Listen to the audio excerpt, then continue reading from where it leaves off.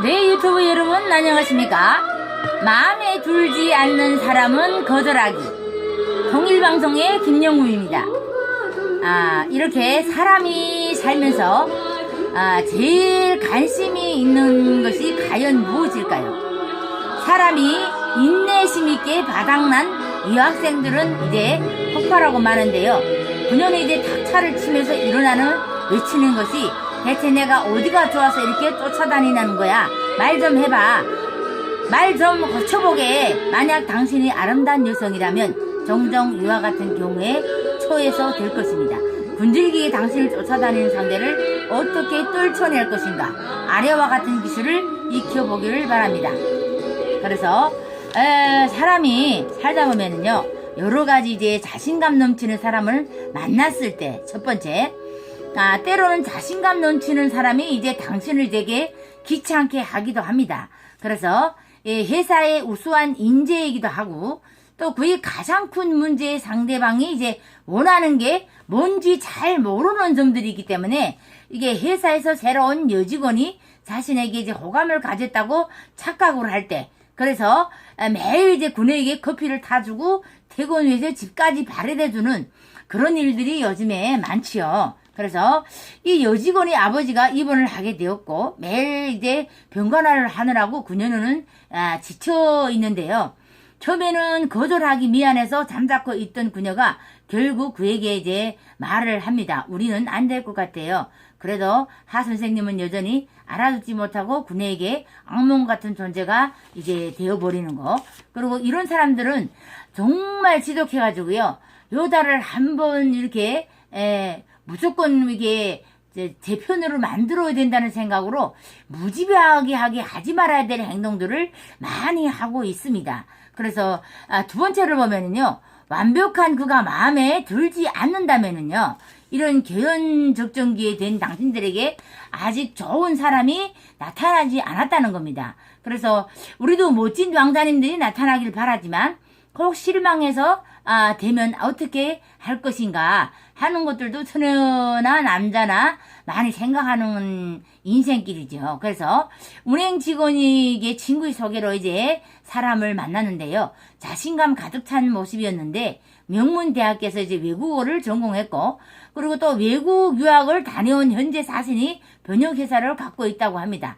하지만 그의 자신만만한 태도는 일을 불쾌하게 했고, 집에 돌아온 후 그는 양의 전화를 받지 않았습니다. 그래서 그녀가 마음에 들었다고 했지만 그녀는 완복한 어조로 그를 거절을 하기밖에 안 됐는데요.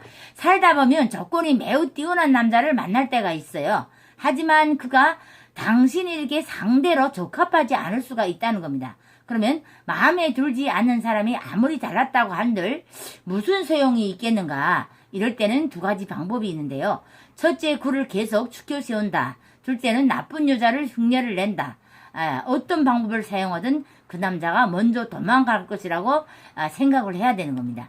그래서 마마보이를 만났을 때 사람은 이렇게 겉으로 보면은요, 진짜 마마봉인지 잘 알 수가 없어요. 그래서 성격을 이제 잘 파악을 하면서 처음 남자를 만났을 때 그는 키도 크고 멋져 보였다. 그래서 이제 곧 사랑에 빠졌고 그 남자와 결혼 이야기까지 오가게 되면서 이제 남자의 성격에 대해서 이제 알게 되는데요. 그때는 이미 늦은 거지요. 그래서 깜짝 놀라기는 했는데 이제 엄마의 무릎을 베고 아이처럼 이제 행동하는 것. 그리고 남자의 부모가 자신에게 대답하기 곤란한 질문을 하는데도 그냥 지켜만 보는 사람.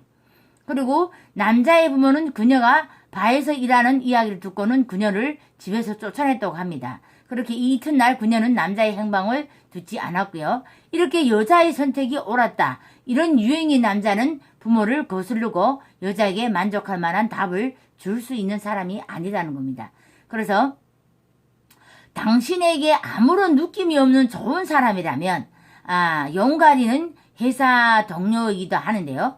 이게 사람이 어때요? 시간이 용은 리에게 애정을 느꼈고 리는 그런 용을 떠나지 못하고 있죠. 그래서 용은 그녀를 한결같이 대했지만 라는 용에게 가족 같은 감정뿐이었어요.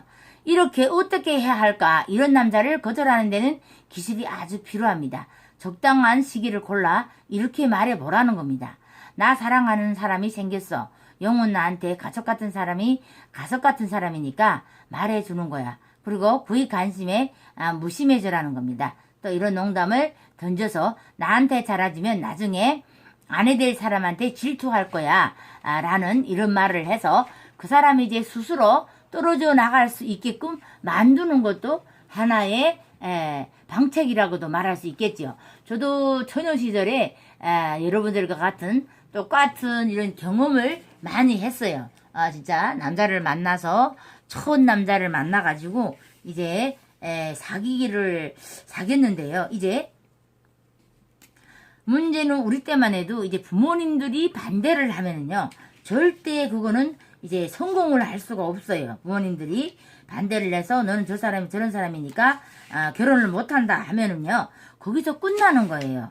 근데 이 남자는 계속 지독스럽게 막 회사를 쫓아다니고 막 집에로 막 진짜 2시 3시까지 안 가고 막 집에 옆에서 뱅뱅 돌고 이럴 때는 정말 안타깝지요. 이거 어떻게 했으면 좋겠는지. 나가면 또 부모한테 매맞아 죽을 것 같고 오빠한테 매맞아 죽을 것 같고 그래가지고 이렇게 그런 일도 많았어요. 그래서 결국은 제가 여기로 도망쳐오는 길을 선택을 했는데요.